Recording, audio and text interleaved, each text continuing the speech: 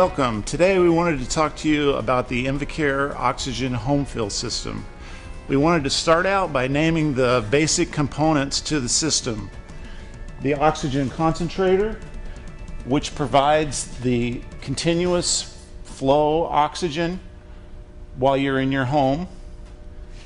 The Homefill compressor, which is used to compress the oxygen into the Homefill cylinder. The Homefill cylinder, which is what you'll use typically when you go outside your home. Next, we'd like to show you the actual usage of the Homefill oxygen system. The oxygen concentrator, which is providing the oxygen to you while you're in your home, also provides the oxygen to the Homefill compressor, which is used to fill your Homefill oxygen tank. The concentrator has a simple on and off switch that's located on the front panel.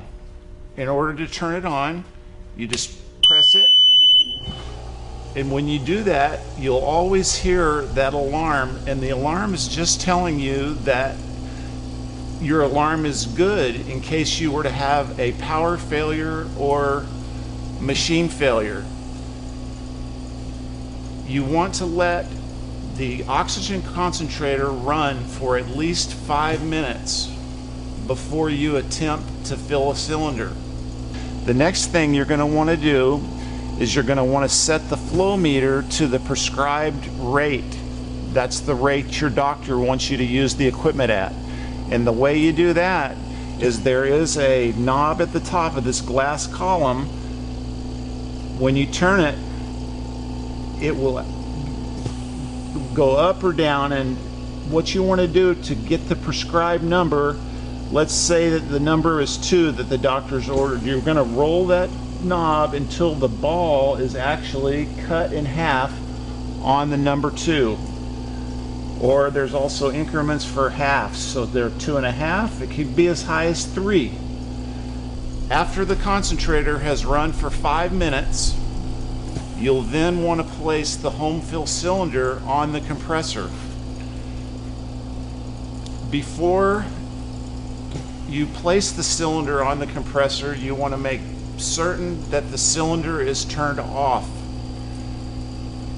And the way to do that is on this dial on the top, there is a 0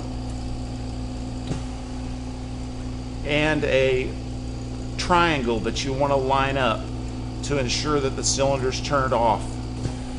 If it's not turned off, the issue will be is that when you're filling the cylinder, the oxygen will go right out the other end. Next, you'll want to ensure that your contents is below 1000 psi. The next step is once your cylinder's turned off, your contents is below 1000, you're going to place the cylinder on the Homefill compressor. Each cylinder comes with the little black rubber cap that you'll want to remove. Then you're going to take the cylinder and move it over to the Homefill compressor and place it in the coupler. And you're going to press down on the cylinder, and you want to ensure that the cylinder is attached to the compressor, that you cannot remove it by pulling up on it to make sure that you feel it's mechanically attached. Then the next step is you're going to want to turn on the Homefill compressor by simply flipping the switch.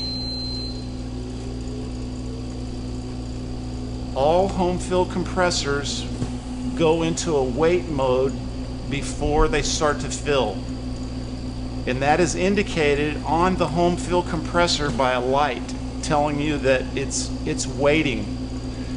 As the tank is filling, you'll notice on the Homefill compressor that the light has changed from wait to filling, and you'll also notice a different noise that the compressor is then going to start to make.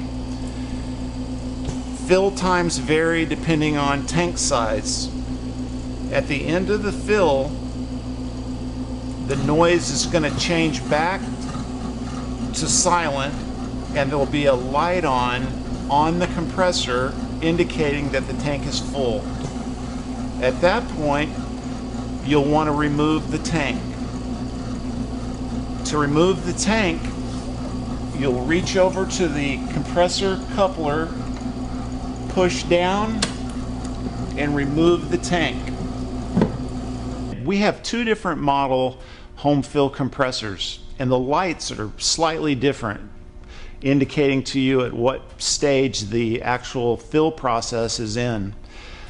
On this particular model, when you turn the Homefill compressor on, there is an actual light that says wait.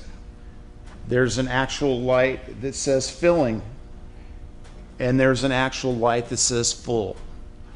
On the other model, instead of the wait light, you're going to see a light indicating that the oxygen is below normal, and that is perfectly normal when you first turn the compressor on to fill. From O2 below normal, it will go straight to fill. One of the most common questions or concerns that we get is that the tank will not fill. And we always like to revert back to the original process and what you have to do in order to fill a tank, and the sequence that you have to use to do that. It starts basically with turning on the oxygen concentrator, installing the cylinder, and then turning on the compressor. If it's done in any other order than that, the cylinder will not fill. Another very common question or issue that we run into is that the cylinder contents is too high, which it cannot be above 1000 psi in order for the Homefill system to fill it. The other concern or issue that we run into is that the liter flow is turned too high on the oxygen concentrator. It is only capable of 3 liters per minute when filling a cylinder. Any flow rate higher than 3 liters a minute, the cylinder will not fill. Thank you for watching today.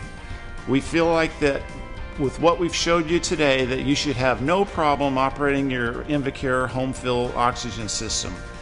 Just remember, follow the steps in sequence and most of your problems will be resolved. Thank you very much again for watching today. If you have any further questions or problems, please contact us.